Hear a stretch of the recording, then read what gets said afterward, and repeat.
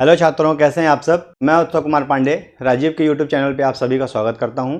फरवरी माह की 24 तारीख से आपके यूपी बोर्ड के एग्ज़ाम प्रारंभ हो रहे हैं, जिसकी तैयारी में आप सभी लगे होंगे। पूरी आशा है हमें। किसी भी परीक्षा की तैयारी में 3 चीज़ों का बहुत महत्वपूर्ण स्थान होता है: समय, श्रम और संसाधन। इन तीनों चीज़ों को जो समुचित मात्रा में साध लेता है, उसे परीक्षा में सफलता मिल जाती है।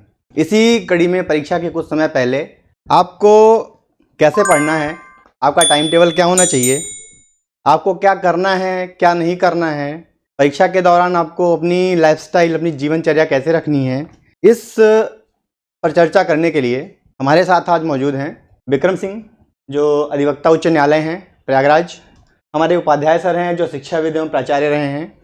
मिस्टर एम प्रसाद जी हैं, जो राजीव क्वेश्चन बैंक एक्सपर्ट हैं। अनुराग सिंह जी हैं, जो विषय विशेषज्ञ हैं। तो आइए हम एक एक करके सभी से इस विषय पर चर्चा करते हैं कि आपको अपनी परीक्षा के दौरान क्या करना है और क्या नहीं करना है।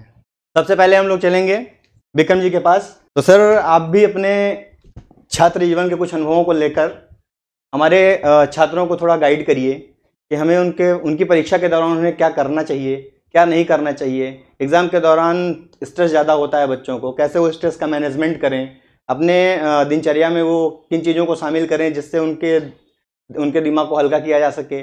और सबसे महत्वपूर्ण विषय जो है वो अपनी परीक्षा के टाइम को, जो 1-1.5 महीने का समय होता है, उस बीच वो क्या करें और क्या ना करें, ऐसा जो आपके विचारों रखें। देखिए उत्सव जी, कहीं ना कहीं से हम सब भी ये बोर्ड के एग्ज़ाम, जो यूपी बोर्ड के एग्ज़ाम होने वाले हैं, उसको देके या उस स्ट्रेस से या उस माहौल से गुजर के आए हुए हैं। तो मैं बच्चों के पॉइंट ऑफ व्यू से बोलना चाहूँगा कि बच्चों को इस दौरान जो 1-1.5 महीने का एक लंबा समय होता है, उस पर अपने आप को कैसे वो मैनेज करें। तो सबसे पहले तो मैं ये कहूँगा, उन्हें प्रॉपर नींद लेनी चाहिए। तो आप पढ़ने का समय कम कर सकते हैं, लेकिन सोने का समय मत कम करिए, क्योंकि ये एग्ज़ाम बहुत ही साधारण एग्ज़ाम होता है। इस एग्ज़ाम से अगर जो एक समाज में परसेप्शन बना हुआ है कि यहाँ से हमारा कैरियर डिसाइड हो जाता है, ऐसी कोई बहुत विशेष बात नहीं है। अगर आप एक सामान्य स्टूडेंट भी हैं और आपकी तैयारी सामान्य भी है, तो आप इस एग्ज़ाम में बहुत बेहतर कर सकते हैं। क्योंकि जो भी टीचर हैं, जो हमारा मूल्यांकन करते हैं कॉपियों का, वो भी हमारे समाज के हमारे लोग होते हैं और हमारे बीच के लोग होते हैं। तो वो उस पर आप अगर आपके एफर्ट को कभी भी डिमोरलाइज नहीं करेंगे, आप उसमें कॉपी में अगर आप जो भी क्वेश्चन है, अगर आप अप टू मार्क नहीं भी देते हैं आंसर, फिर भी वो आपको इतनी मतलब जो है उस भावना को या उस चीज़ को आपको अप्रिशिएट करते हुए आपको कभी फेल वगैरह नहीं करते हैं। अब बशर्ते आपको एक कॉपी को ब्लैंक नहीं छोड़ना होता है, सारे क्वेश्चन को अटेम्प्ट करना होता है। और किसी भी प्रकार का, और इस दौरान सबसे बड़ी बात ये होती है कि क्योंकि ये बहुत लंबा समय होता है 1-1.5 महीने का, तो उसमें हमें खाने पीने की चीज़ों का विशेष ध्यान रखना होता है। क्योंकि देखिए क्या है कि जब आप स्वस्थ रहेंगे तभी आप बेहतर एग्ज़ाम देंगे। इसके लिए जैसे क्या होता है, हमको वो डाइटों को छोड़ देना चाहिए। जैसे अब क्या होता है कि हम लोग, क्योंकि एज ऐसी होती है कि आप आदमी जो चटोरी चीज़ें खाता है या जो भी चीज़ें जी जंक फूड यूज करते हैं, तो उन चीज़ों को अवॉइड करना। हमें हेल्दी फूड्स खाने, ऐसे फूड्स खाने हैं कि जो हमारे पाचन शक्ति को एकदम स्मूथ रखें और किसी प्रकार का कॉन्स्टिपेशन वगैरह ना हो। तो इस चीज़ का विशेष ध्यान रखें। और सबसे बड़ी बात है टाइम मैनेजमेंट। टाइम मैनेजमेंट से ऐसे ये है कि आप जब पढ़िए, तो जैसे कि हम लोग जो है जब अपनी तैयारी करते थे, तो मैं वो अनुभव आपको बताना चाहूँगा कि जैसे हम लोग राजीव की जो क्वेश्चन बैंक आती है उसको ले लेते थे। बहुत सी चीज़ें, मतलब जैसे आप लोग जो है, आप लोग के अंदर ये बहुत अच्छी बात है कि आप उसमें जो बच्चों की तैयारी को आसान करते हैं, जो प्रीवियस ईयर के इंपॉर्टेंट क्वेश्चन आप उसको पहले से ही मतलब चिन्हित किए होते हैं कि मोस्ट इंपॉर्टेंट है या ये मुख्य पॉइंट है। तो उसको पढ़ने के दौरान एक बगल में पेन और कॉपी जरूर रखें। उसमें सारी बातें लिखने की कोई जरूरत नहीं है। आप उसके अंदर बस मुख्य मुख्य पॉइंट लिखते चले जाइए, जिससे आपको एग्जाम हॉल में रिकॉल हो सके। क्योंकि में क्या होता है, थोड़ा सा स्ट्रेस तो होता है, क्योंकि देखिए क्या होता है, कहना तो आसान होता है, लेकिन जब आप हैं बैठते हैं और आप उसको लिख के हैं पढ़ते, क्योंकि ये साइंटिफिक रूप से भी प्रूफ है, जो भी आप देख के या लिख के पढ़ते हैं तो बहुत बेहतर होता है। उसके जैसे क्वेश्चन आएंगे तो आपको रिकॉल हो जाएगा जब भी आप क्वेश्चन में। और ये समय देखिए, अब कुछ भी नया पढ़ने का नहीं है। अब ये समय जो है, जो आपका क्वेश्चन बैंक है राजू, मतलब इंपॉर्टेंट चीज़ें उस पर ज़्यादा फोकस करनी है। और आप ये समझ लीजिए, कुछ भी बोर्ड के एग्जाम में नया नहीं आता है। ज़्यादातर क्वेश्चन रिपीटेड होते हैं, और या ज़्यादातर क्वेश्चन को हम अपनी तैयारी के दौरान, ये जो हम साल भर की पढ़ाई करते हैं, 2 साल की पढ़ाई करते हैं, उस दौरान उनके जैसे क्वेश्चनों से हमारा सामना हो चुका होता है। इसलिए विशेष ध्यान हमारा जोर इस पे होगा कि अपने आप को एकदम कूल रखिए, कोशिश करिए कि जो भी आपके, जैसे क्या हुआ कि मान लीजिए आज का आपका मैथ का पेपर था, 2-1 दिन का गैप होता ही है अगले पेपर में, तो अगले पेपर के दौरान जैसे आप ये पेपर दे के आ रहे हैं, आप अपने फेवरेट जैसे कोई मूवी वगैरह हुई या कोई आजकल तो जो कंटेंट होता है, जैसे आप मतलब वेब सीरीज वगैरह हो, तो एक उसको थोड़ा बहुत देख के, और जिस दिन, हाँ जिस दिन पेपर दे के आए उस दिन कोशिश करें थोड़ा आराम करें, क्योंकि एक पेपर का स्ट्रेस होता है, आप जाते हैं देने।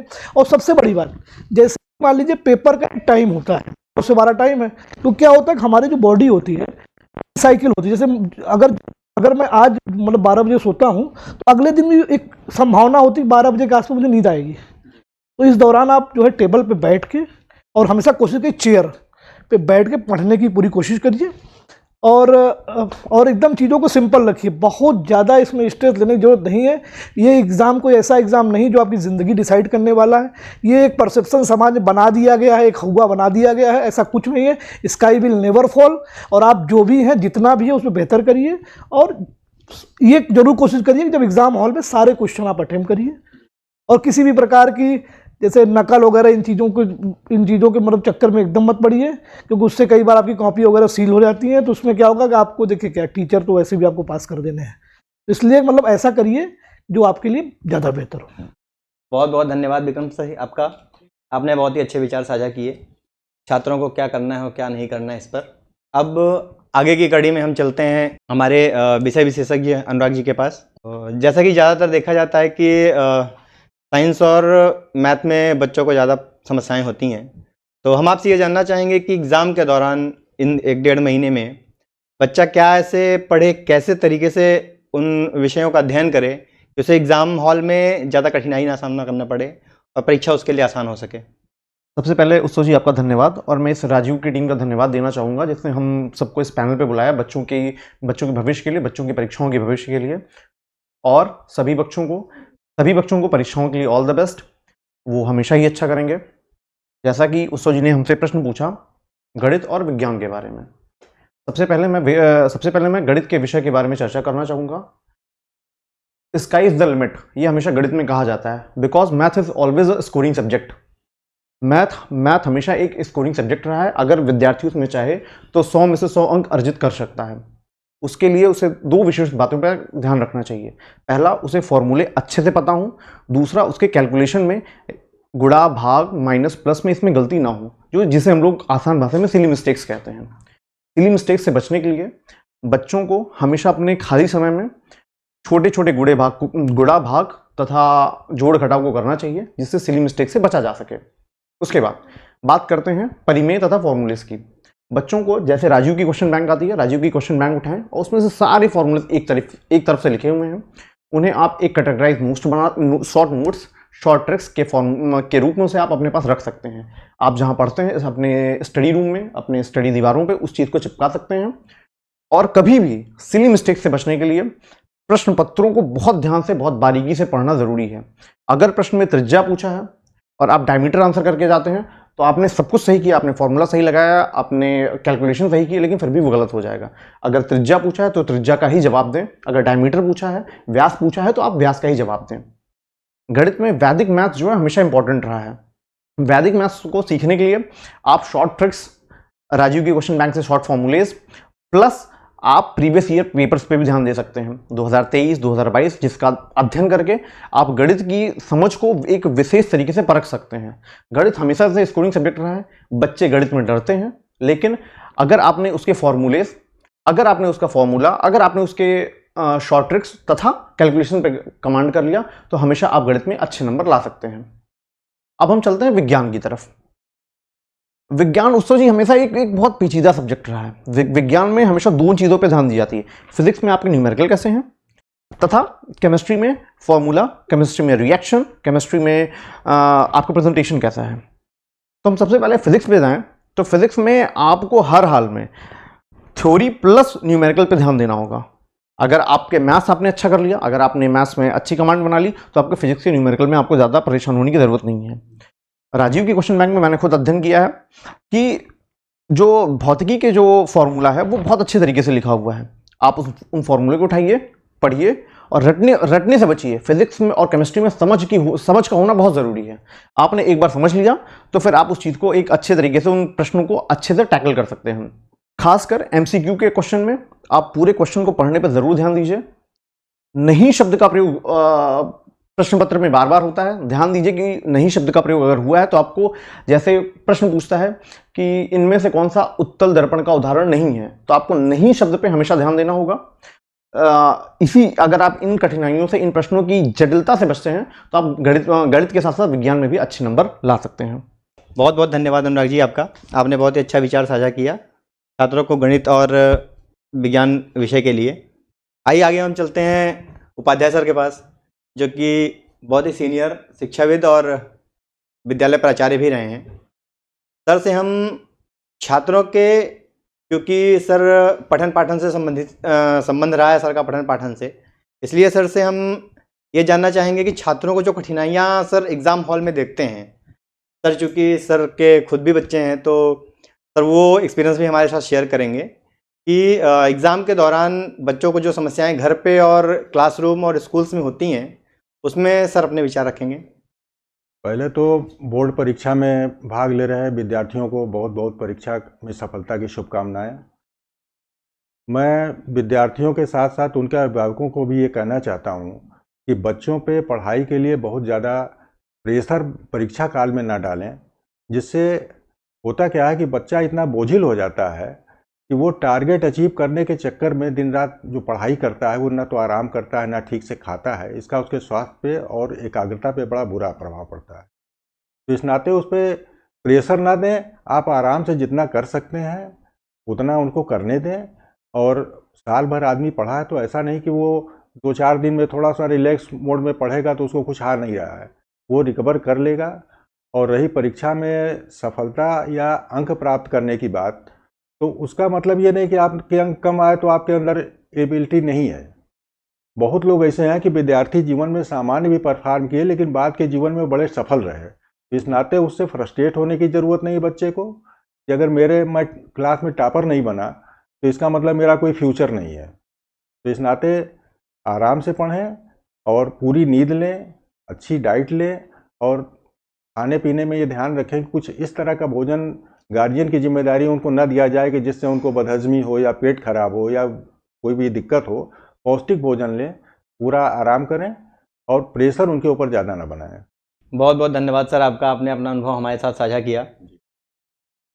इस कड़ी में हम आगे बढ़ते हैं और एक बार पुनः हम विक्रम सर के पास चलेंगे और विक्रम सर से ये जानना चाहेंगे कि कुछ छात्रों का अक्सर ये परसेप्शन रहता है कि अगर आपकी राइटिंग बहुत ज़्यादा अच्छी है तो आपको बहुत अच्छे मार्क्स मिलेंगे, अगर आपकी राइटिंग थोड़ा एवरेज है तो उसमें मार्क्स आपको कम मिलेंगे। तो इस विषय में आपसे थोड़ा हम आपके विचार जानना चाहते हैं कि राइटिंग और आंसर बुक लिखने के प्रेजेंटेशन में बच्चों को क्या वर्क करना चाहिए। धन्यवाद उत्सव जी। राइटिंग का देखिए ऐसा है कि विजुअल होना चाहिए। आप जो भी लिखें वो सामने वाले को पढ़ने में आना चाहिए। कोई देखिए ये कोई सुलेख की प्रतियोगिता तो है नहीं, इसमें आपका नॉलेज चेक किया जाता है। नॉलेज को आपको बस विजुअलिटी होनी चाहिए। जैसे आप जो भी अक्षर लिख रहे हैं, जो भी फार्मूला लिख रहे हैं, आप मैथ की कोई भी अंक लिख रहे हैं तो स्पष्टता समझ में आ जाए, यही उसका रोल होता है। और प्रेजेंटेशन का ऐसा है, देखिए आप एक ही क्वेश्चन पे हम कह रहे हैं बहुत अच्छा प्रेजेंट कर देंगे, मान लीजिए 5 नंबर का क्वेश्चन है तो आपको 4 नंबर मिलेगा। इसलिए प्रेजेंटेशन भी आपका सामान्य होना चाहिए। सामान्य से सेंस उसमें क्या होता है, आपको आपका समय भी बचता है और आप अन्य सवालों को भी एक समय दे पाएंगे। और मैं सबसे बड़ी बात ये बोलना चाहूँगा, जब आप घर पे स्टडी करिए इस पूरे पीरियड में, तो आप एक में फार्मूला होता है, जैसे ये साइंटिफिक रूप से प्रूफ है कि आप 50 मिनट और 10 मिनट का फार्मूला एक फॉलो करिए। मतलब आप 50 मिनट स्टडी करिए और 10 मिनट का आप एक ब्रेक लीजिए। ब्रेक बहुत ज़रूरी है। आप 50 मिनट की स्टडी करिए और 10 मिनट का ब्रेक लीजिए, ये बहुत ही अनिवार्य है और ये वैज्ञानिक रूप से भी प्रूफ है बात। तो इसलिए आप गैप सब विशेष ध्यान रखिए ब्रेक का। मानसिक रूप से आराम मिलना जी जी जी जी सर, एकदम आप सही कह रहे हैं सर कि मानसिक रूप से, क्योंकि देखिए ये बच्चा थक जाएगा तो फिर वो आगे उसकी ग्रेस्पिंग पावर जो है वो कम हो जाएगी। जी सर, वो बैठा रहेगा लेकिन समझेगा नहीं। जी सर, एग्जैक्टली मैं कुछ ऐसा ही कहना चाहता हूँ कि थोड़ा सा उसके दिमाग को जब आप रिलैक्स देंगे तो आप कम एफर्ट में भी ज़्यादा चीज़ें गेन कर पाएंगे। बहुत बहुत धन्यवाद विक्रम सर आपका। इस कड़ी में आगे बढ़ते हैं, चलते हैं हम लोग मिश्रा प्रसाद जी के पास, जो राजीव में पिछले कई वर्षों से क्वेश्चन बैंक एक्सपर्ट रहे हैं और अपनी सेवाएं दे रहे हैं संस्थान को और छात्रों के हित में लगातार काम कर रहे हैं। तो M Prasad ji. Thank you Utsav ji. आगामी बोर्ड के परीक्षा में शामिल होने वाले सभी विद्यार्थियों को हमारे तरफ से बेस्ट ऑफ लक। बच्चों देखिए, कभी भी किसी भी एग्जाम की तैयारी करने से पहले हमारा मुख्य उद्देश्य होना क्या चाहिए, जब भी हम परीक्षा के अंतिम समय में होते हैं तो बेसिक मेरा हम लोग कंसेप्ट ये होना चाहिए, बेसिक तैयारी ये होनी चाहिए कि जितने प्रीवियस ईयर क्वेश्चन सॉल्व कर सके, जितने हम लोग प्रीवियस ईयर के क्वेश्चन सॉल्व करेंगे, ये बोर्ड की एग्जाम हो या किसी भी कंपटीशन की एग्जाम हो, कि कोई भी एग्जाम होगा, आपको बेसिक चीज़ें आपको पता होनी चाहिए कि क्वेश्चन की रिपीटिशन ज़्यादा होती है। आप देखेंगे कि जो भी क्वेश्चन होंगे मैथ, फिजिक्स, केमिस्ट्री, जो भी हर प्रत्येक एग्जाम के क्वेश्चन होंगे, तो आप देखेंगे कि रिपीटिशन के मामला ज़्यादा रहेगी। किसी ईयर में देखेंगे ये क्वेश्चन सीधे एज इट क्वेश्चन उठ जाते हैं, क्वेश्चन नया बोर्ड नहीं बनाता है। मैक्सिमम 95% मान कर चलिए कि क्वेश्चन रिपीटेशन होना है। तो इसलिए रिपीटेशन होने के कारण आप प्रीवियस ईयर अंतिम समय में क्वेश्चनों को तैयार करते हैं तो आपके अच्छे मार्क्स आने की संभावना बहुत ज़्यादा प्रबल होती है और अच्छी तैयारी कर सकते हैं। तो इसके लिए हमारे राजीव पब्लिकेशन द्वारा क्वेश्चन बैंक का संग्रह बहुत अच्छी है। आप इस पर पूरी तरह ट्रस्ट कर करके और इससे तैयारी कर सकते हैं, इससे जुड़ सकते हैं। और बच्चों, इस तरह के हमारे राजीव पब्लिकेशन की जो एक्सपर्ट टीम हमारी एक्सपर्ट टीम के द्वारा जो तैयार की गई है क्वेश्चन बैंक, उसकी संग्रह जो है बहुत अच्छी है। आप लोग उस किताब को परचेज कर सकते हैं और परचेज कर उसमें अध्ययन कर सकते हैं और अपनी तैयारियों को मजबूत कर सकते हैं। अंतिम समय में आप सोचिएगा कि टेक्स्ट बुक पढ़ करके एग्जाम दें, पॉसिबल नहीं है कि आप रिवीजन कर सकते हैं। हाँ, ये जरूर पॉसिबल है कि आप जो क्वेश्चन तैयार कर रहे हैं, क्वेश्चन को देख रहे हैं, अगर कहीं से क्वेश्चन फंस रहा है तो आप टेक्स्ट बुक में जाकर वहां से अपनों के आंसर ले सकते हैं। ठीक है, तो इसलिए क्वेश्चन बैंक पर ज़्यादा फोकस करिए। क्वेश्चन की तैयारी प्रीवियस ईयर के क्वेश्चन को मैक्सिमम कोशिश करिए कि ज़्यादा से ज़्यादा क्वेश्चन को टच करिए। जैसे जब सपोज दैट मान लीजिए कि 2022 में कोई क्वेश्चन आया है, आप देखेंगे कहीं ना कहीं 21-20 तक जाते जाते कुछ ना कुछ मैक्सिमम क्वेश्चन रिपीटेड मिलने लगेंगे। तो जैसे ही पहले सपोज दैट 2023 का क्वेश्चन आपने देखा और 2021 में क्वेश्चन मिला तो आपको कॉन्फिडेंस हो जाएगा, अरे यार ये क्वेश्चन यहाँ आया था फिर यहाँ आ गया। तो आप उस क्वेश्चन को हाईलाइट करिए कि देखिए कितनी बार इस तरह क्वेश्चन रिपीट हो रहे हैं। तो ये आपके लिए बेस्ट अपॉर्चुनिटी होगी उस क्वेश्चन को संग्रह को निकालने की। और उस पहली बात, और थोड़ा सा छोटे छोटे ट्रिक्स जो नोट्स होते हैं अपने हिसाब से आप बना कर रखें। जैसे आप देखेंगे कोई भी प्रेमे हो, पाइथागोरस प्रेम हो या जो भी प्रेमे हो, ये जो भी प्रेमे से क्वेश्चन बन रहे हैं, कैसे क्वेश्चन का नेचर क्या है, ये जरूर विशेष ध्यान दें कि क्वेश्चन का नेचर कैसा है। तो जैसे आप मैथ में लेंगे तो जैसे शंकु वगैरह से क्वेश्चन अच्छे खासे बन जाते हैं, तो वहां पर देखेंगे वहां पर रिपीटेशन का ज्यादा मामला होता है। जैसे कौन से क्वेश्चन तो बनेगा आप देखेंगे उसमें ज्यादा वैरायटी नहीं होता है, 2-3 बस वैरायटी में वो इधर से उधर नाचता रहता है क्वेश्चन। तो एक आध बार बस उसको देखेंगे तो उसको नोट कर लीजिए कैसे क्वेश्चन आ रहा है। तो थोड़ा सा देखिए, किसी बार मान लीजिए कि शंकु से पूछा तो अगले बार क्या करेगा, बेलन से क्वेश्चन पूछ लेगा। तो ये ध्यान रखेंगे, ठीक है दोस्तों। और अंतिम समय में बच्चे बेसिक कॉन्सेप्ट ये रखें कि ज़्यादा से ज़्यादा मैक्सिमम कोशिश करें कि कितनी क्वेश्चन को, रिपीटेशन क्वेश्चन को हम लोग इकट्ठा कर ले रहे हैं और ज़्यादा से ज़्यादा आप लोग प्रीवियस ईयर क्वेश्चन को लगातार क्वेश्चन को सॉल्विंग करते जाएं। बहुत बहुत धन्यवाद प्रसाद जी आपका। आपने संस्थान के 50 साल के अनुभव को बहुत ही सरल शब्दों में साझा किया हमारे साथ और पूरी उम्मीद करते हैं कि छात्रों को ये अनुभव काम आएगा। हमारे सभी अतिथियों का बहुत बहुत धन्यवाद जो अपना बहुमूल्य समय हमें दिए और बहुत ही अच्छे विचार साझा किए सभी ने। छात्रों के लिए आखिरी समय में क्या करना है क्या नहीं करना है इस विषय पर सभी अतिथियों ने बहुत अच्छे सुझाव दिए। छात्रों को अंतिम समय में सिलेबस का पूर्ण ज्ञान और परीक्षा की प्लानिंग, रेगुलर रिवीजन और वो कहाँ फंस रहे हैं, प्रश्नों को हल करने में वो कहाँ फंस रहे हैं, इस विषय पर वो खास ध्यान दे करके और परीक्षा में अच्छे मार्क्स ला सकते हैं, अच्छे तरीके से उत्तीर्ण हो सकते हैं। बाकी राजीव का पिछले 50 सालों का अनुभव आपके साथ है। राजीव की पुस्तकें पढ़ें, क्वेश्चन बैंक का उपयोग करें। अंतिम समय में ज़्यादा से ज़्यादा प्रश्नों का अभ्यास ही आपको सफलता देगा। तो आखिरी में सभी बच्चों को बी पॉजिटिव रहिए। आप सब हेल्थ पे ध्यान दीजिए, करेक्ट स्टडी मटेरियल लीजिए, ऑथेंटिक स्टडी मटेरियल लीजिए, राजीव के पढ़ते रहिए। बहुत बहुत धन्यवाद आप सभी।